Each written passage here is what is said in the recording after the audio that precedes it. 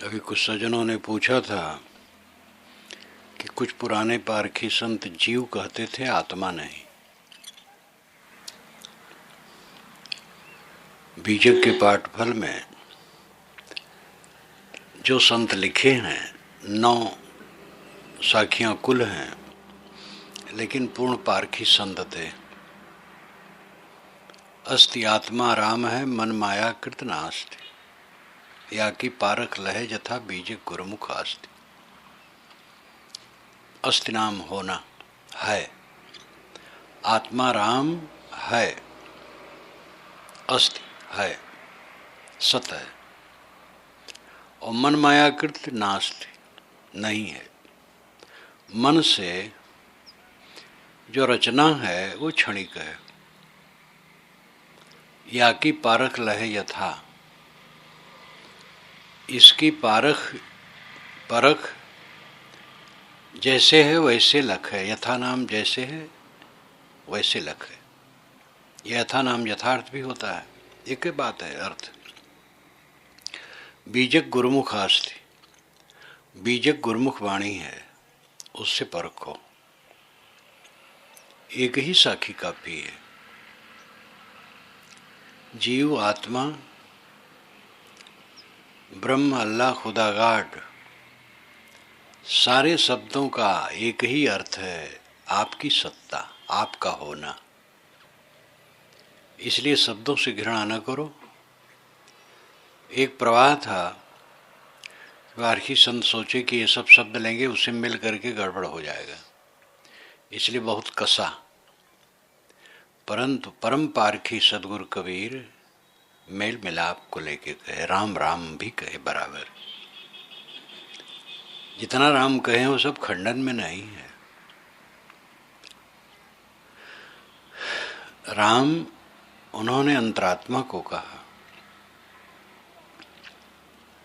अगर आप अपनी बातों को ज़्यादा लोगों में समझाना चाहते हैं तो मेल मिलाप की भावना की ज़रूरत है और मेल मिलाप के शब्दों के प्रयोग की ज़रूरत है। आपका होना परम सच है। आपके सामने दुख है और दुख से बच जाना ये ज्ञान का फल है। लेकिन अपने को ठीक से समझे बिना ये संभव नहीं है। जो आत्मा को, स्व को, जीव को, चेतन को, खुद सत्ता को ठीक से नहीं समझेगा वो दुख से मुक्त नहीं होगा। राग द्वेष ये बहुत बड़े मल हैं जो जीव पर अनादिकाल से लिपटे हैं, लेकिन जीव के स्वरूप में राग द्वेष नहीं है। इस तथ्य को समझे। राग द्वेष होते तो दुख न देते, जीव के स्वरूप में होते तो दुख न देते। जो जिसका स्वरूप होता है उसका विरोधी नहीं होता है। आग को आग जला नहीं देती, दूसरी वस्तु को जलाती है। अगर राग द्वेष मेरे स्वरूप होते तो मेरे विरोधी न होते, दुखदाई न होते। लेकिन राग द्वेष मुझे दुख देते हैं, इसलिए राग द्वेष मेरे स्वरूप में नहीं है। ये बाहर का कचरा है और इसको छोड़ना चाहिए। जीव की निर्भय स्थिति तभी आएगी जब राग द्वेष छूट जाएंगे। राग द्वेष का प्रभाव आत्मा पर बराबर पड़ता है और इसलिए वो सदैव पीड़ित रहता है। राग द्वेष ये दो कह देने से सब हो जाता है, और राग कह दे तो द्वेष कहने की भी जरूरत नहीं है। राग काफी है। सदगुरु विशाल साहब के दर्शनार्थ जब मैं किया, वो अंतिम वर्ष था, शायद उसके बाद और एक बार किया होगा। सुबह सुबह उनके पास गए। सुबह उनके पास जाने का आर्डर नहीं रहता था लोगों का, शाम को बंदगी होती थी। इतने टाइम, इतनी इससे और पहले शुरू हो जाती थी। एक बार सभी मिल के करते थे, फिर आगे पीछे जो आए साहब बैठे रहते थे, लोग कर लें। लेकिन मेरे जैसे लोगों के लिए कोई बात नहीं थी। तो मैं जहाँ रहता था सुबह जरूर साहब के पास जाके बंदगी करके तब जाता था। तो गया, बैठा, प्रेम साहब बैठे थे और लोग बैठे थे। तो बात चली तो साहब ने कहा द्वेष कुछ नहीं है, रागे द्वेष है। बैर मोह का बाप है। अपनी भाषा में साहब के बाप को बाप कहते हैं लखनवी भाषा में। मोह वैर का बाप है। मोह ही वैर है, राग ही द्वेष है। मोह छूट जाए फिर द्वेष और वैर कुछ नहीं रह जाएगा। जो हमारा लगाव है पदार्थों में, प्राणियों में, वही द्वेष का रूप आगे लेता है। ये राग द्वेष हमारे शत्रु हैं और ये हमारे ऊपर बराबर प्रभाव डालते हैं। हम ही ने इनको बनाया है और ये हमारे ऊपर गरज रहे हैं। तंबाकू खाने वाले स्वयं सोचें, तंबाकू नहीं खाए थे, जब नहीं खाते थे तो तंबाकू के लिए उनको कोई परेशानी नहीं थी, तंबाकू की गर्ज नहीं होती थी, तंबाकू की वासना का दाब उनके ऊपर नहीं पड़ता था। लेकिन तंबाकू खाने लगे, वो तंबाकू की आसक्ति प्रबल हो गई। अब उसका दाब इतना हो गया कि नहीं है तो परेशान है। कहीं भी आसक्ति बना ली जाएगी, जो आसक्ति प्रबल हो जाएगी तो उसका दाब आत्मा पर बराबर पड़ता रहेगा और यही बंधन है।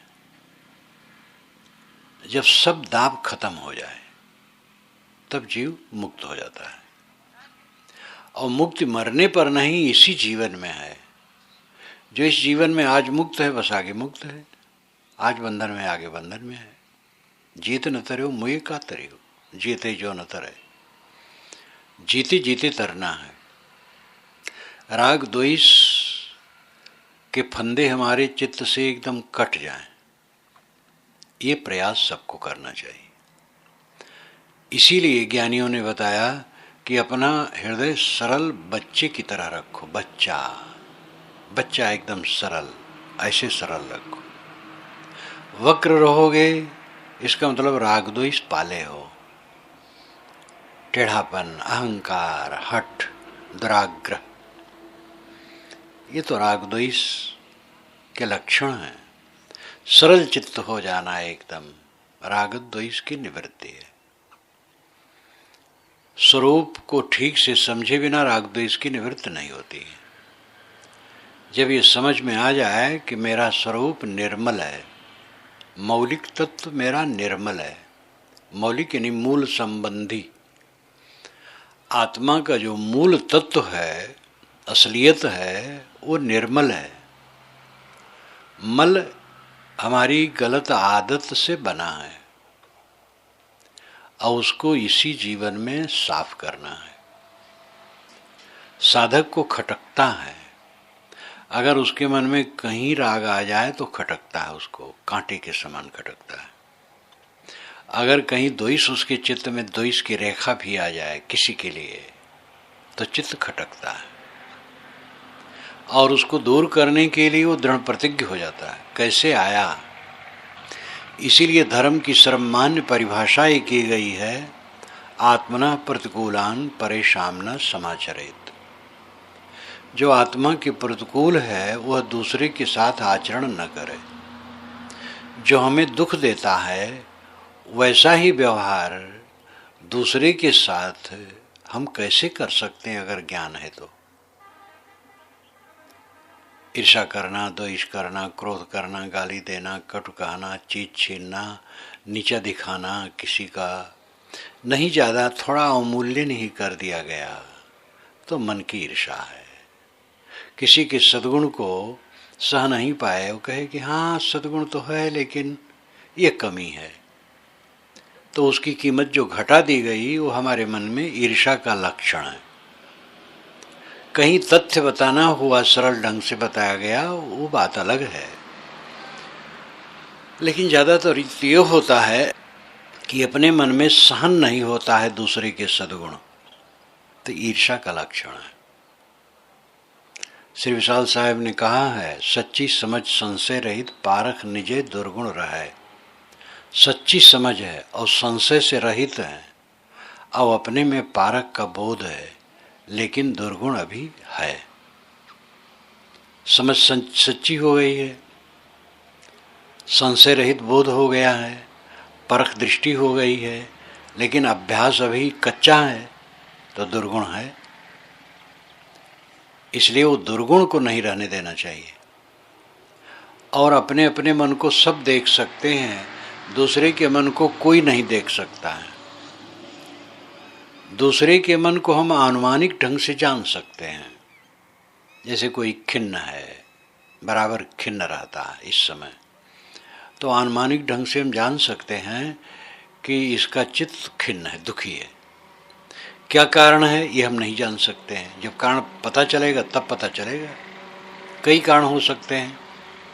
उसका धन खो गया हो, उससे कोई बुरा काम हो गया हो, वो सब ठीक है, लेकिन किसी ने उसका घोर अपमान कर दिया हो, प्रिय का वियोग हो गया हो, दुख का कई कारण हो सकता है। हम अनुमानिक ढंग से यही जान सकते आदमी दुखी है, क्योंकि वो प्रसन्न नहीं है, हरदम खिन्न है, तो दुखी है। ये अनुमानिक ढंग से हम जान सकते हैं। लेकिन कारण क्या है वो खुद जानेगा, दूसरा नहीं जानेगा। कितनी गहराई में वो दुखी है ये भी वही जानेगा। हमारे अंदर का जो दोष है वो उसको हम ही जान सकते हैं ठीक से, और हम ही उनको निकाल सकते हैं, उन दोषों को। अपने आप की पहचान, स्वरूप ज्ञान जिसे कहते हैं आत्मज्ञान, ये जरूरी है। ये समझ लेना चाहिए कि मेरा स्वरूप, मेरी सत्ता, मेरा अपना अस्तित्व आत्मा स्वभाव से निर्मल है, उसमें कोई मल नहीं है। इसीलिए निर्मलता में वो रहना चाहता है। मल है वो परेशान करते हैं, और उसी मल को काटना सच्चा धर्म है, सच्ची साधना है। संत गुरु का आधार लेकर के उसी मल को हमें काटना चाहिए। जो उसको काटेगा कटेगा, इसमें दो राय नहीं। क्योंकि वो कोई द्रव्य नहीं है, वो कोई ऐसी चीज नहीं है कि न कटे, वो तो मन का भ्रम है। बंधन शून्य है। एक हमारे गुरु भाई रहे तो कहें कि अरे दुश्मन कोई है ही नहीं है, तलवार हिलाना भर है बस। मतलब है विवेक करो, और जो आगे मन का मोह है वो कोई चीज नहीं है। जहां विवेक जगह मोह अपने आप खत्म। अंधकार कोई चीज है? कुछ नहीं है। प्रकाश का अभाव है, केवल प्रकाश नहीं है इसलिए अंधकार है। जहां प्रकाश जला अंधकार गायब। इसी प्रकार जहां विवेक जगा बंधन रह ही नहीं जाएगा। पूरा विवेक जगने पर बंधन शून्य हो जाता है। व्यामोह इतना है कि राग द्वेष को हम प्रिय मानते हैं, और कोई कहे कि तुम राग द्वेष न करो तो हम दुखी होते हैं कि हमें दोषी बताया गया। दुख की निवृत्ति के लिए जिस साधक को निरंतर पीड़ा है मन में, उसको अगर ऐसा कहा जाए वो दुखी नहीं होगा। वो तो समझता है कि राग द्वेष है और उसको मिटाना है। मिट गया है, अगर मिट गया है, मेरे में राग द्वेष नहीं है, अब आगे के लिए हम निरंतर जागरूक हैं, ऐसी अवस्था में भी कोई कहे कि तुम राग द्वेष मिटाओ तो बुरा क्या है? जिसको हमने मिटाया है और जिसको निरंतर मिटाने के लिए हम जागरूक हैं, वही बात कोई कह दे तो बुरा क्या किया? राग द्वेष हमारे मिट गए हैं, लेकिन ये भी तो सच है कि जब तक शरीर है तब तक सावधान रहना है। राग द्वेष आ सकते हैं। जो इस श्लोक में कहा गया है, जिसको सांख्य दर्शन का माना जाता है, शय्या आसन अस्थो अथ पथ व्रजन व स्वस्था, परिक्षीण वितर्क जाला संसार वीक्षे में ईक्षमाणा स्यात् नित्य मुक्तो अमृत भोग भागे। ये योग दर्शन में है। व्यास ने योग दर्शन का प्रथम भाष्य किया है। हो सकता उसके पहले भी भाष्य हुआ हो, लेकिन वो प्रसिद्ध नहीं है। व्यास का भाष्य प्रसिद्ध है, जो ईसा के 300-400 वर्ष बाद है किए हैं, और उनका भाष्य आज भी है और प्रमाण माना जाता है। तो उन्होंने ये श्लोक रखा है। और भी एक श्लोक है, एक दो, जो सांख्य दर्शन से माना जाता है कि वही प्रवाह से आया है। शय्या आसन अस्थो अथ पथ व्रजन व स्वस्था। शैया पर लेटा हो, आसन या कुर्सी पर बैठा हो, अथवा रास्ते में चलता हो, स्वस्थ हो। स्वस्थ का मतलब अपने आप में संतुष्ट, शांत हो, कोई उद्वेग न हो। परिक्षीण वितर्क जाला, वितर्क जाल परिक्षीण हो। वितर्क जाल का मतलब है मन का उद्वेग, प्रतिक्रिया। जो हम आसपास के लोगों के प्रति उद्वेगित रहते हैं, उसमें चित्त में उलझन चलती है, और जब ये भावना मिट जाती तो उलझन नहीं चलती है। किसी ने कुछ कहा तो उससे मन ही मन में लड़ रहे हैं। तो ये परिक्षीण वितर्क जाल है। वितर्क जाल परिक्षीण हो। क्षीण में परिविशेषण है, परिणाम समग्र, पूरा। जैसे परिपूर्ण, पूर्ण में परि लगा दिया गया, तैसे परिक्षीण, पूरा क्षीण। वितर्क जाला, जिसके चित्त में उद्वेग नाम की चीज है ही नहीं, शांत कंपन रहित मन। संसार वीक्षे में क्षमाणा, संसार के बीज को क्षय के रूप में देखता हुआ, इसका अर्थ होता है। संसार बीज क्षयम ईक्षमाणा, ये इसका पदच्छेद है। संसार बीज है मोह। संसार का बीज, जन्म मरण का बीज, दुख का बीज मोह है। और क्षयम ईक्षमाणा, उसको क्षय रूप में देखता हुआ जो रहता है। ईक्षण कहते हैं देखने को। ब्रह्मवाद में आया है कि उसने ईक्षण किया, देखा। तो ईक्षण का अर्थ ही होता है देखना, और ईक्षमाण का अर्थ होता है देखता हुआ। हरदम संसार के बीज को नष्ट करने की दृष्टि से देखता हुआ वह रहता है। मोह तो मिट गया उसका, लेकिन देह है तो प्राणी पदार्थ आते हैं, तो उसमें जो मोह होने की संभावना रहती है उसको निरंतर काटता रहता है। ऐसा देखता है कि मोह बने ना। चलते फिरते ऐसी जगह स्वागत हुआ, सब बाग फुलवारी, मकान, उद्यान सब, और स्वागत सत्कार, महाराज सब आपका है, विश्राम कीजिए। और वहाँ पर मोह बन सकता है। मोह न बने, सपने की तरह है, मिला है, छूट जाएगा। हाथ जोड़ करके सैकड़ों लोग वंदना करने लग गए। इसी प्रकार कोई ऐसा भी आदमी आ गया कि जो व्यंग करने लगा, कटु कहने लगा। तो संसार वीक्षम ईक्षमाणा, संसार बीज क्षयम ईक्षमाणा, संसार बीज को नष्ट की दृष्टि से देखता हुआ। संसार बीज मोह है, और मोह को नष्ट की दृष्टि से वो देखता है। कहीं मोह बनने की गुंजाइश नहीं रखता है। ये साधना है। एक साधक होता है, एक सिद्ध साधक होता है। साधक होता है जिसने अपने मन पर अभी विजय पूरी नहीं पाई है। सिद्ध साधक वह है जिसने अपने मन पर पूरी विजय पाई है, लेकिन विजय पाने के बाद भी जब तक जीवन है तब तक साधना जरूरी है। क्योंकि प्रपंच सामने आता है, प्राणी पदार्थ परिस्थिति, ये तीन आते हैं। प्राणी और पदार्थ जो तन का निर्वाह, बोधबाद,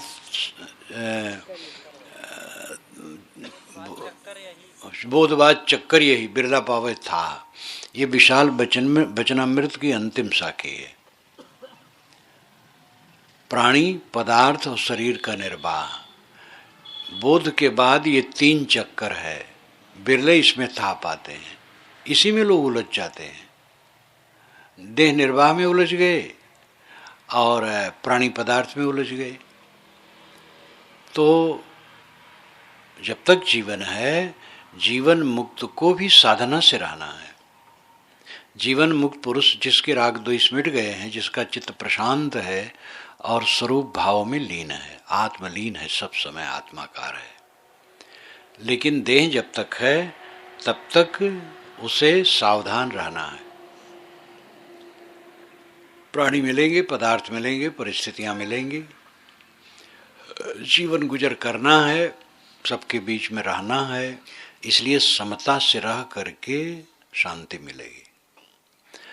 स्वभाव अलग अलग हुआ करता है और सबका स्वभाव एक नहीं होता है। तथागत बुद्ध के शिष्य आनंद जो अत्यंत प्रिय थे, हठीले थे, उस समय आया है कि उनकी उम्र हो गई। अब भीड़ भड़क्का तो ऐसे पुरुषों के पास, तो और भीड़ भड़क्का उनके पास। तो उन्होंने कहा, भाई कोई ऐसा साधक हो जो सदैव साथ में रहे और वो संभाले। सेवा तो लोग करते ही थे। तो सारिपुत्र जो उनके सबसे बहुत प्रसिद्ध शिष्य थे और शायद उनकी उम्र से कुछ ज़्यादा रहे हों सारिपुत्र, तो उन्होंने कहा कि नहीं, तुम्हें नहीं। वो धर्म सेनापति माने जाते थे। कई नए लोग ये समझ नहीं पाते थे कि बुद्ध बड़े हैं कि सारिपुत्र बड़े हैं, कौन साधनम बड़ा है। ऐसे सारिपुत्र थे, महिमावान, ज्ञान गुण सब में।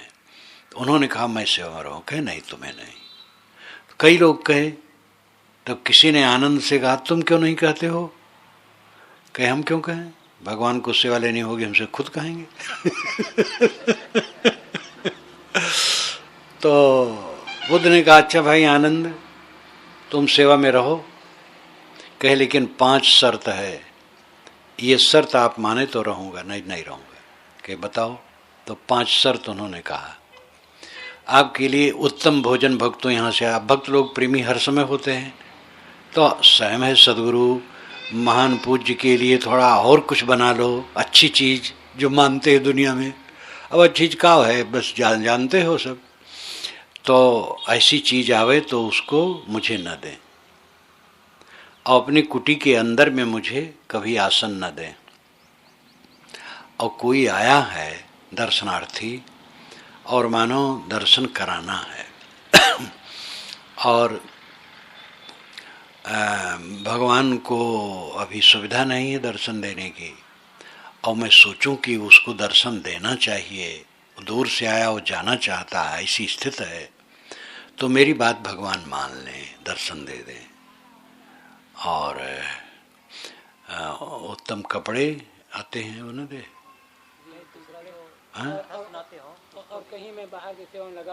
हाँ, कहीं बाहर मैं सेवम लगा हूँ और भगवान ने उपदेश किया किसी को, मैं सेवा में लगा हूँ, नहीं सुन पाया, तो मैं जो चाहूँ तो उसको मुझे बता दें। तो कहे ठीक है। तो अब आनंद जैसे समझदार हठीले स्वभाव के थे, तो ये स्वभाव सब अंतर होता है। किसी में थोड़ा हट है, किसी में थोड़ा उद्वेग आ जाता है, और किसी में और स्वभाव है, किसी में और स्वभाव है। रज सत तम 3 गुण हैं। तो ये स्वभाव रहता है, और वो जीतने वाला है, जितना जीत पावे जीत सकता है, दूसरा नहीं जीत सकता उसको। तो ये सब बातें समझ करके जो समता से चलता है, वो दूसरे की भी व्यवस्था कर सकता है और अपना भी सुखी रह सकता है। और भाव स्वभाव को लेकर के जो लड़ता रहेगा, झगड़ता रहेगा, वो न तो स्वयं शांत रहेगा और न व्यवस्था ही कर सकता है। इसलिए जब तक जीवन है तब तक बड़ी सावधानी से चलने की आवश्यकता है, तभी मोह बंधन कटेगा। रहनी के बिना बंधन कटने वाला नहीं है, खाली बात से कटने वाला नहीं है। रहनी सबसे बड़ी चीज़। रहने की प्रक्रिया, कैसे हम रहते हैं, खाना पीना, उठना बैठना, मिलना जुलना, बर्ताव करना लोगों से, ये सब में जो समता से चलेगा, सरलता से चलेगा, हर चीज आई और गई। देखो 3 दिन का कार्यक्रम था, समाप्त हो रहा है। पिछला वाला बड़ौदा वाला खत्म हो गया, सूरत वाला खत्म हो गया, भिलाई वाला खत्म हो गया, अनेक खत्म हो गया। रोज रोज तो ही हो रहा है, कुछ स्थिर थोड़े है।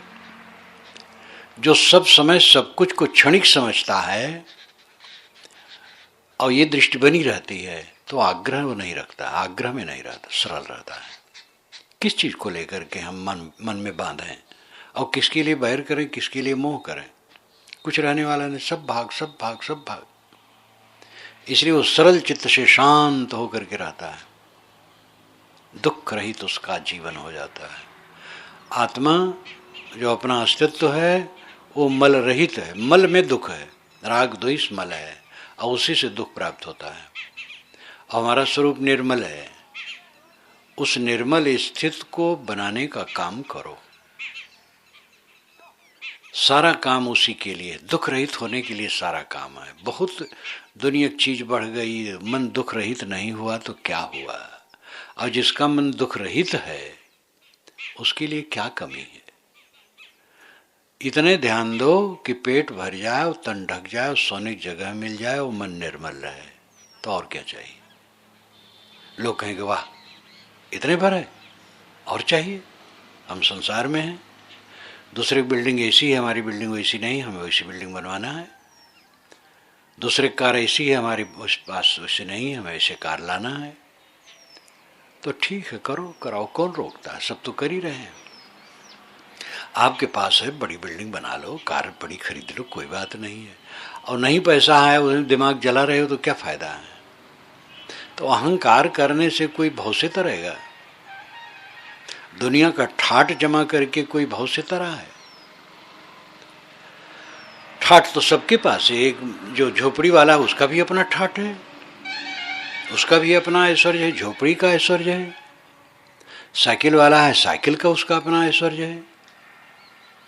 तो बिना मन को मारे, समता में जिए, विनम्र हुए, कल्याण नहीं होगा। और एक बात में कहें, साहब का हथौड़ा है तो मर जाना, तब जानिया जब जियोत मुआ। जीवन को तब जाना जब जीते जीते मर गया। मर जाना, सारा अहंकार खो देना। और हम लोगों का तो वेश यही है मरने का। कपड़ा पहने जो हैं ये कफन है, और कफन है, याद रखें हम, कफन है। नहीं कफन तो पहन लिए लेकिन गुर्राते रहते हैं। कफन पहन लिए, ऐसे कफन वाले हैं कि साहब पूजा हुई है लेकिन हमें कम पूजा मिली है, हम 50 वर्ष के साधु हैं, 50 वर्ष के वैरागी हैं, और दूसरे की जो पूजा हुई उससे हमें कम हुई है। अब ये क्या वो साधुता समझते हैं? अरे किसी को हुई होगी, देने वाले को उसका मन था, उसको ज़्यादा दे दिया। साधु हम इसके लिए थोड़े हुए हैं कि पूजा हो। साधु तो मुक्ति के लिए हुए हैं, उनको ख्याल ही नहीं है किस लिए साधु हुए हैं। तो मरने का चिन्ह हम लोग धारण किए हैं, कफन। और वैसे मर जाएं तब शीतल होंगे। और यही बात सबको, जो नहीं धारण किए हैं उनको भी। आप लोग सोचें कि हम ऐसे रहेंगे और गुर्राते रहेंगे और मुक्त हो जाएंगे, ये होने वाला नहीं है। कहीं भी सबको गुर्राहट छोड़ना है, ऐठन छोड़ना है, शीतल हो जाना है। शीतल, आप अपने घर में जाओ, पत्नी से भी शीतल, पुत्र से भी शीतल, नौकर से भी शीतल, सबसे शीतल। नौकर से शीतल होने पर मुझे याद आता है ज्वाला प्रसाद पांडे का, भैया पानी लाओ। नौकर को कहें, खिदमतगार रियासतदार आदमी रहें, बड़ा विशाल घर, बड़े बड़े आंगन, 4 आंगन, एक एक आंगन में बड़ा बड़ा मकान बन सकता था। अब सुनता हूँ सब वो टूट गया है, सब बदलने वाला है। तो भैया पानी लाओ, नौकर को कहे, खिदमतगार को कहे भैया पानी लाओ। बड़ी कोमल स्वभाव। लेकिन उनके नौकर उनकी बात न मानते हो, ऐसी बात नहीं है, सब खुश रहते थे। एक बार उनके पेड़ में कटहल की चोरी हो गई। कटहल के पेड़ बहुत लगे थे, तो एक आदमी कई कटहल तोड़ ले गया, पका कटहल। तो पकड़ा गया, पंचायत हुई तो भिन्न गांव के भी लोग पंचायत में आए। तो वो तो पंचायत में बैठते नहीं थे। 2 खाट उनका अलग रहता था, बरामदे के उत्तर तरफ वहीं कमरा उनका रहता था, और दक्षिण तरफ बड़ा बरामदा, उसमें सब बहुत चौकियाँ और खाट सब पड़े रहते थे। पंचायत और लोग करें, उनके मैनेजर रहे रामबरन पांडे, वही मैनेजर रहे। तो रामबरन मिश्र शायद नाम रहे, मैनेजर रहे। तो पंचायत हो रही थी। इतने में वो जो चोर था वो खिसक करके उनके पास, ज्वाला प्रसाद पांडे के पास चला गया। वो कहा, तो उन्होंने कहा तुमने क्यों कटहल की चोरी की? कि हुजूर बहुत भूखा था और परिवार भूखा था। अच्छा ऐसा है? तो अपने मामा को पुकारे, कहे भाई इसको 1 कटहल पका और दे दो। ये बहुत भूखा था। तो रामबरन मिश्र हंसे, सबको कहे कि देखो भैया आप सब पंचायत हम लोगों को बेकार है। अब भैया कह रहे हैं कि उसको 1 कटहल और दे दो। बड़े मधुर थे। उनके यहाँ मेरा जाना होता था तो मैं बच्चा रहता था, क्या बात करूं। लेकिन जब साधु हुआ तब उनका आकर्षण हमारे लिए ज़्यादा हुआ। तो एक बार मैं बस पर बैठने वाला था उन्हीं के गांव पर, संयोग से घूमते घूमते उधर आ गए, वॉकिंग कर रहे होंगे, देखे तो बिल्कुल आ गए, हमारा कमंडल उठा लिए, ये तो बड़ा अच्छा लगता है। हम कहे मैं आपको देता हूँ। कहे हाँ लेकिन आपके साथ चल तो नहीं पाऊँगा। बहुत मधुर थे। भैया पानी ले आओ, नौकर को कहें। अब देखो इतना दिन बीत गया और आज मैं यहाँ भी याद करता हूँ। क्यों? उनके सद्गुण से। सद्गुण मनुष्य को ऊंचा उठाते हैं। मर जाओ तब मुक्ति पाओगे, अहंकार छोड़ दो, शीतल हो जाओ, बस बंधन सब टूट गया। और जो कुछ ये सपने की चीज मिली है, व्यवहार तो करने पड़ेगा सब, लेकिन ये सपना है, ये प्रवाह चलता है, हम हैं कर रहे हैं, दूसरे करेंगे, तीसरे करेंगे, चलता रहेगा। अपनी ड्यूटी निभाओ, जहाँ जो हो परिश्रम से निभाओ, ढील ढाल न रहो, लेकिन कल्याण के काम में ढील न रहो। मैंने कहा था कि आत्मा अपने स्वरूप को, आत्मा को समझना चाहिए कि वो स्वभाव से निर्मल है। मल राग द्वेष के हैं जो हमने बनाया है, इसलिए तकलीफ है। यह जब बोध हो जाएगा कि हमारे स्वरूप में मल नहीं है, ये निर्मित है, तो उसको हम मिटा देंगे, तो इसी जीवन में निर्भय हो जाएंगे, एकदम मुक्त। मरने का डर नहीं, मरना है नहीं, देह मरेगी, मैं सदैव अमर हूँ और निर्भय हो, परम सुखी, परम शांत, परमानंद। ये काम सब लोग करो। धर्म की परिभाषा अभी दी जा रही थी। धर्म जो धारण करे, धर्म है दुख से जीव को उठा करके सुख में पहुंचा, दुख से उठा करके सुख में पहुंचा। दुनिया में दुख है, आत्मा में सुख है। दुनिया की जितनी याद करो पीड़ा है, आत्मा की याद करो पीड़ा खत्म है। आपका आत्मा, आपका अस्तित्व, आपका चेतन स्वरूप सुख का सागर है, आनंद का महासागर है। वहाँ दुख नाम की कोई चीज है। और ये दुनिया में केवल दुख है और कुछ नहीं, केवल दुख है। लेकिन मजबूर होकर के इसी में रहना है। तो कैसे रहा जाए? इसको जीत कर रहा जाए।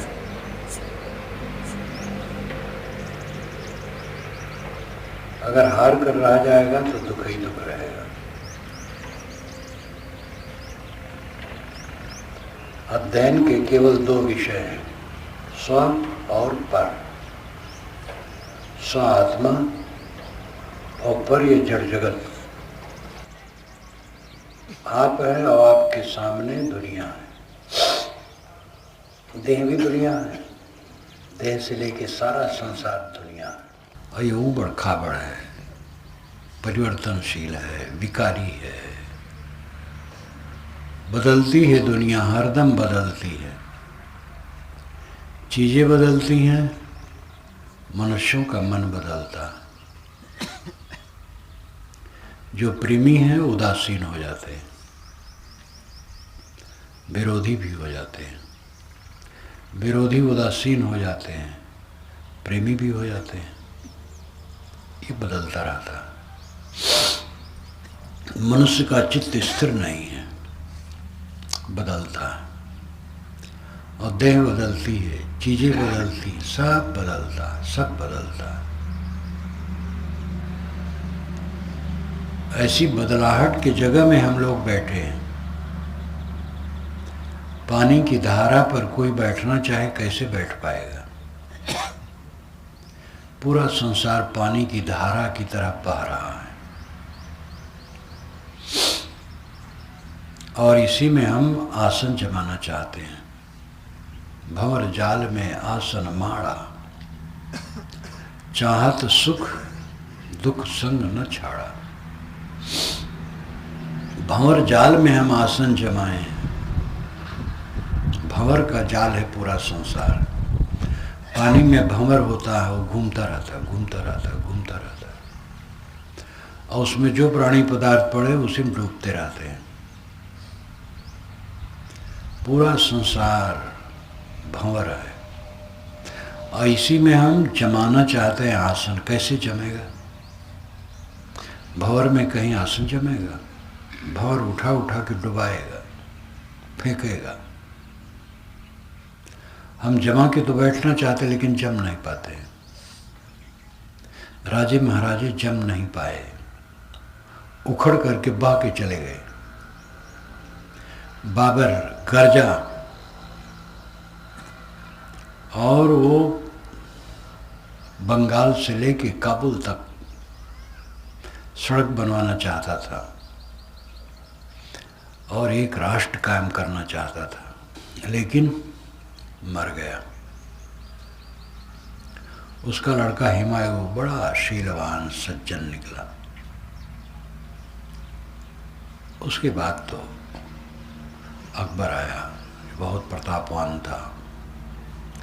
फिर औरंगजेब आया, जो महाक्रूर था, लेकिन कोई जमा नहीं पाया। ये सब के पहले महान सिकंदर यूनान से चला, पूरी दुनिया को वश में करने के लिए, और बीच में मर गया। दुनिया बस में नहीं हुई। सभी लोग आसन जमाना चाहते हैं, लेकिन जमा नहीं पाते। हमारे दिल्ली में लोग गरजते हैं, कब्जा करो, संसद भवन पर कब्जा करो, लेकिन कब्जा करके कब्जा कर नहीं पाते। सबका कब्जा खत्म हो गया और सब खाक हो गए, शांति वन में जला दिए गए। जमुना के तट पर शांति वन है, जिसमें दाह होता है। शांति वन क्या ना, शांति वन ना, हाँ, शांति वन में जला दिए जाते हैं। अटल जी कई वर्षों तक प्रधानमंत्री थे, अब कमरे में अवसाद में पड़े हैं, विस्मृत के गर्त में। वो तो कब्जा नहीं करना चाहे, बड़े समझदार थे, सेवा किए। नेता सभी हमारे यहाँ के समझदार हैं,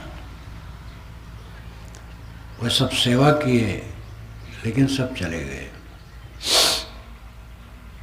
कौन रहने वाला है? हम जिस पर जमाना चाहते हैं अपना आसन, वो खिसक जाता है।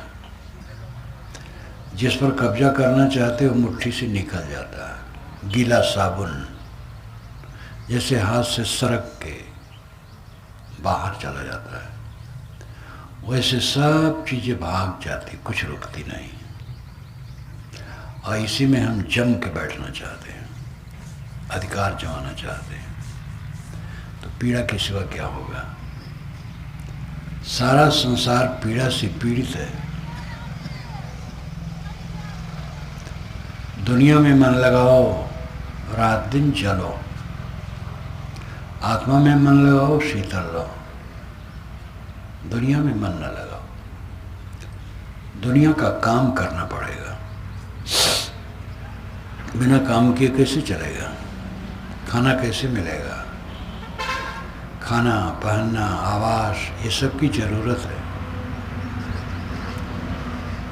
इसलिए दुनिया का काम करना पड़ेगा, लेकिन दुनिया में मन न लगाओ। मन लगाना बेवकूफ़ी होगी। अनादिकाल से मन लगाते आए और बेवकूफ़ी फल पाए हैं। जहाँ जहाँ मन लगाएं वहीं वहीं चाटे खाएं। जो जहाँ मन लगाएगा वहीं चाटा खाएगा। दशरथ ने कैकेयी से मन बहुत लगाया तो वहीं चाटा खाए। राम से लगाए कि राम की गद्दी हो, चाटा खाए। भरत, गद्दी भरत के अधिकार में था।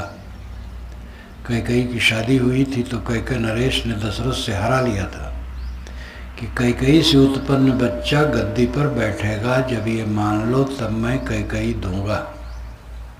दशरथ ने मान लिया था, लेकिन उनमें उन्हें छल था कि भरत का नहीं राम का राज्य। इसलिए भरत जब ननिहाल गए तो झट से वे राम को राजा बनाना चाहे, तो कुल उलट गया। महा दुख। कैकेयी उधर रो रही है और दशरथ रोते रोते मर गए। भरत के आने तक भी नहीं रह पाए, हार्ट अटैक जैसा हो गया। ये मन लगाने का फल है। संसार में मन लगाए इसलिए हुआ है सारा दुख। राम और सीता ने सोने के मृग में मन लगाए तो रोते रहे। रावण के यहाँ सीता रोती रही और राम बन बन रोते रहे, और उसी समय नहीं रोए, मरते दम तक रोना पड़ा। अयोध्या वासियों ने ताना मारा कि जो सीता रावण के घर में इतने दिन रही उसको इन्होंने फिर पत्नी बना लिया। तो राम ने सीता को निकाल दिया, तो सीता वन में रोती रही और राम फिर गद्दी पर रोते रहे। तो लक्ष्मण ने समझाया कि जनता फिर कहेगी सीता को निकाल दिए, लेकिन सीता के लिए मोह है। तो बेचारे राम अपना आंसू पोंछ लिए। कहते राम राम कहो दुख दूर हो जाएगा। राम बेचारे अपना दुख नहीं दूर कर पाए, अपनी पत्नी माँ बाप का दुख नहीं दूर कर पाए, आपका दुख कैसे दूर कर देंगे। मन लगाओ दुख भोगो, दुनिया में मन लगाओ दुख भोगो, और क्या करो। रात दिन यही तो सब कर रहे हैं, और कर क्या रहे हैं। मन लगा रहे हैं और दुख भोग रहे हैं। धर्म है दुनिया में मन न लगाओ, आत्मा में लगाओ। दुनिया का काम करो। तन से काम मन से राम, कहें कबीर सरे दो काम। तन से काम करो, मन को राम में रखो, आत्मा में रखो। जो अपने मन को सदैव आत्मा में रखता वो परम सुखी रहता। कुछ न सोचना, यह आत्मचिंतन करना, ये साधना है। आत्मचिंतन करो, मैं शुद्ध बुद्ध निर्मल हूँ, मेरे में दुख नहीं है, मैं परम सुख का सागर हूँ। स्वरूप भाव, आत्म भाव में रहो। पहले समझो आत्मा क्या है। आप देह नहीं है, मन नहीं है, प्राण नहीं है, वीर्ज नहीं है, रक्त नहीं है, आप शुद्ध चेतन आत्मा है। अपने आत्मा को समझो पहले, और फिर आत्मा ही में मन लगाओ, आत्मचिंतन करो। आत्मा कुछ न सोचो, सोचना मात्र बंद कर दो। सोचना मात्र बंद हो गया बस, तो आत्मा का बोध ही है, अपने आप में शांत है। और सोचो तो आत्मा को सोचो, दुनिया को न सोचो। दुनिया को उतना सोचो जो काम करने की बात है। हाँ, काम करो, जहाँ रहो तहाँ काम में अपनी सचौटी रखो, ढील ढाल न रखो, असावधान न रहो।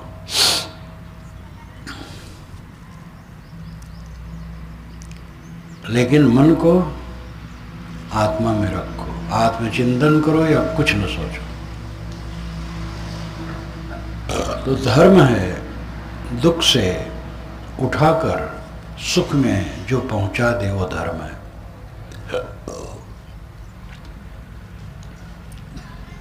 विवेक जीव को दुख से उठा करके सुख में पहुंचा देता है।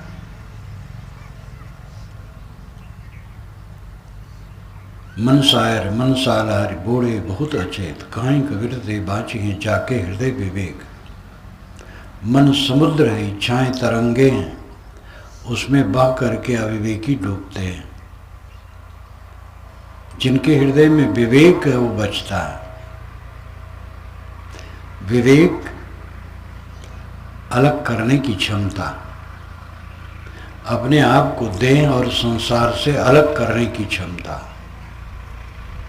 ये टट्टी पेशाब की पोटली में नहीं हूं। जिस शरीर का बड़ा गर्व है वो टट्टी पेशाब की पोटली है, हड्डी का कंकाल है, गीला चाम मांस रक्त, यही सबसे लिप्त है। और इसके साथ में जितनी चीजें हैं, छोटा बड़ा ऐश्वर्य, वो सब में मन लगा लगा करके हम पीड़ित हैं। जो साथ में रहने वाला नहीं, क्षण क्षण छूट रहा, भाग रहा है। धर्म का तत्व है दुख से सुख में पहुंच जाना। सुख स्वरूप आप है ही, आप में दुख है ही नहीं। हम लोगों ने दुख खरीदा है, अपने अहंकार में पड़ करके हमने दुख खरीद लिया है। देह का अहंकार किया और दुख शुरू को हो गया। देह का अहंकार करोगे तो देह के संबंधित समस्त चीजों में अहंकार होगा। ऐसा शरीर हमारा है, ऐसी आंखें हैं, ऐसा सीना है, ऐसा हाथ पैर है, ये नाम है, ये गुण है, ये कर्म है, ये विद्वता है, ये शक्ति है, ये धन है, ये अनुगामियों का हजूम है, ये प्रसिद्धि है। देह में चिपके तो देह की समस्त उपलब्धियों में चिपकाहट हुई, बस पीड़ा स्वरूप, चित्त विचलित। देह को अपने से अलग कर दो विवेक द्वारा। मुझ में से सींक जैसे निकाल ली जाती है, पकी इमली की छीमी से जैसे बीज निकाल लिया जाता है, उसको अवध क्षेत्र में चिया कहते हैं। जब पका हुआ रहता है तो उसको चीरो, तो जो बीज होता है बिल्कुल मालूम होता है, अलग से प्लास्टर करके इसमें रख दिया गया है, एकदम साफ अलग। इमली की छीमी से बीज को जैसे निकाल लिया जाता है, चिया को, और मूंज में से सींक निकाल लिया जाता है, वैसे देह में से आत्मा को विवेक द्वारा निकाल लो। समझ लेना निकालना है। मैं देह नहीं हूँ, कूड़ा कचरा में देह हो सकता हूँ, और ये उबड़ खाबड़ संसार ये मेरा हो सकता है? ये तो सब प्रकृति का है। देह प्रकृति की चीज है और देह संबंधित समस्त वस्तु ये प्रकृति की चीज है। प्रकृति की चीज को प्रकृति को लौटा दो, बस सुखी हो जाओ। अब की बार जो हो चुकाओ, काहे कबीर ताकि पूरी दाव। अब की बार जो चुकाव कर दे उसका दांव लग गया। चुकाव कर देना, लौटा देना। प्रकृति की सारी चीज है, प्रकृति को लौटा दो। लो अपनी जहाँ दुनिया वालों, हम दुनिया को छोड़ चले। अरे दुनिया वाले, दुनिया की चीज लो, मैं अब छोड़ के जा रहा हूँ। सदा जो छोड़ करके रहता है वो सुखी रहता है, पकड़ के रहता है वो दुखी रहता है। जिंदगी जीना सब थोड़े समझते हैं। पकड़ के रहोगे दुखी रहोगे, छोड़ के रहोगे सुखी रहोगे। छोड़ के रहो, अनासक्त होकर के रहो, निर्मोह होकर के रहो, कर्तव्य करो। कर्तव्य में कहीं ढील न रहो, सशक्त रहो, सावधान रहो, सतर्क रहो और अपने उचित कर्तव्य का पालन करो। कर्तव्य के मोह में साधना को न छोड़ो। कितने लोग हैं कर्तव्य कर्तव्य कर्तव्य समझते इतने व्यामोहित हैं कि आत्म कल्याण का कर्तव्य वो एकदम भूले हैं। ये जीवन का धोखा है। जीवन में संतुलन होना चाहिए। व्यवहारिक कर्तव्य को समझो और आध्यात्मिक कर्तव्य को समझो।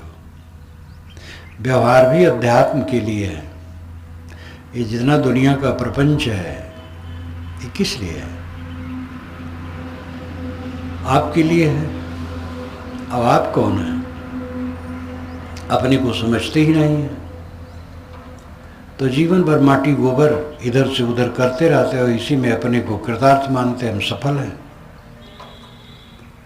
कुछ रुपया, कुछ पैसा, कुछ बर्तन, कुछ गहना, कुछ और चीज़ें इधर से उधर किए, उधर से उधर किए, इतनी ज़मीन नापे, इतना मकान बनाए, इतना ये हुआ, उतना वो हुआ, इसी में रह गए।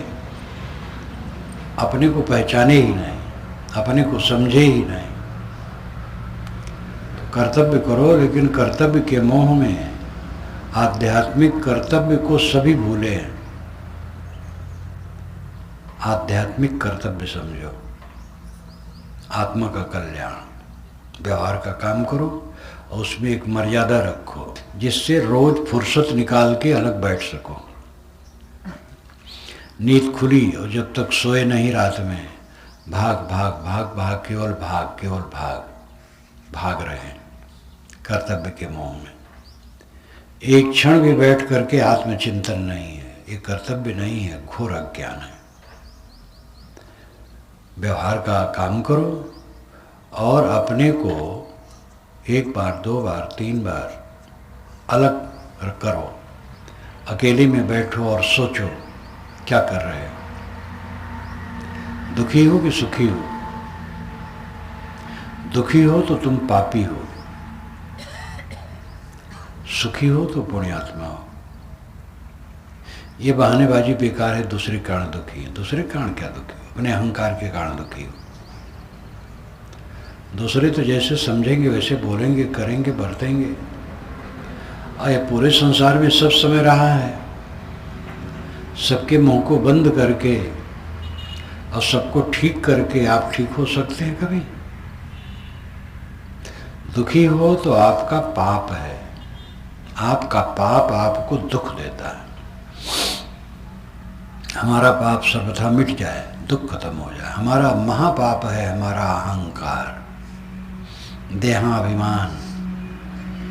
और देहाभिमान के साथ संसार का अनेक अभिमान, संसार के अनेक अभिमान देहाभिमान के साथ जुड़ जाते हैं और उसी से हम दुखी हैं। इस चीज को समझें। धर्म है, धर्म वह तत्व है जो जीव को दुख से उठा करके सुख में पहुंचा देता है। अनात्मा का मोह छोड़ करके आत्मा में पहुंचा देता है। अनात्मा में मन न लगाओ, आत्मा में लगाओ। आत्मा अनात्मा दो ही है, स्व और पर, जड़ और चेतन, प्रकृति और पुरुष। आत्मा और अनात्मा अनेक शब्दों में कहा जाता है। समस्त पदार्थ जो अपने आत्मा से अलग है सब अनित्य है, अनात्मा है, दुख भरा है, उबड़ खाबड़ है, परिवर्तनशील है, सपने के समान है, छूटने वाला है। इस असलियत को समझो और विवेक पूर्वक अपना काम करो। जो जहाँ जिसकी ड्यूटी है उसको पूजा समझे। ऑफिस में, स्कूल में, दुकान पर, खेत में, कारखाने में, सड़क पर, कहीं भी जिसकी जो ड्यूटी है, रसोई घर में, नाली साफ करने में, जहाँ जिसकी ड्यूटी है उसको धर्म समझे, पूजा समझे और उसको दत्तचित्त होकर के करें और अपने मन को सब से निकाल करके रखे, राग द्वेष रहित। राग द्वेष का मल जीव पर चढ़ा है, इसलिए पीड़ित है। अब की बार ऐसा प्रयास करो कि राग द्वेष चित्त से बिल्कुल धुल जाए, न कहीं मोह न कहीं बैर, मन निर्मल। यही धर्म का तत्व है। इसको समझे। मैं अपनी वाणी को विराम देता हूँ।